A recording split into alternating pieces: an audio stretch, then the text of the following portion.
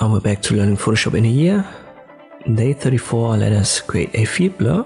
We'll start with 2 copies, pressing Ctrl J 2 times on the original. For the top one, we use select a subject because we want to keep our model in focus. Let us check the results. Not bad, but we can improve it a little bit. So we're going to use the quick selection tool. We make sure that we are on the second mode, which is for adding. You can adjust the size to the right of it. Let me use 100. And then I left click and drag over the areas that I want to add to my selection.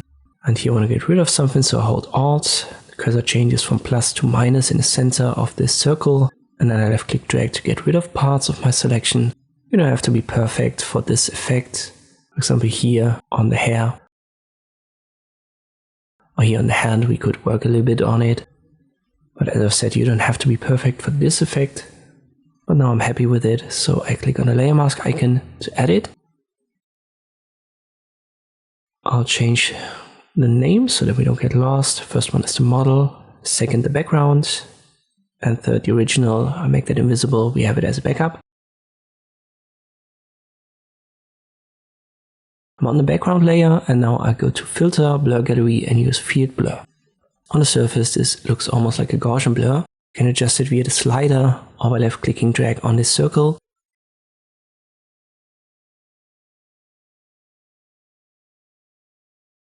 You can also left click drag on the center and move it around. When you only have one, that doesn't have a huge impact. But once this is repositioned, I can now go to an area where there is no icon and then I left click. And this creates a second one. I can still select the first one by left clicking on it. And here I can add a different blur value. And now you can see on the left we've got it blurred, and on the right of the model it's unblurred. And you can inverse that as well via left click drags, and you can still move them around, no problem with that.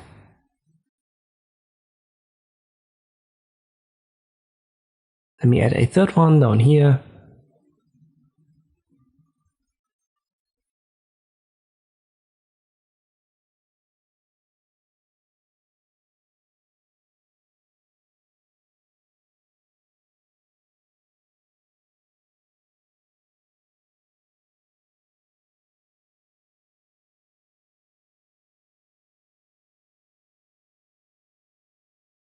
Don't forget to confirm in the top menu. It's going to take some time to get processed. But now we have it.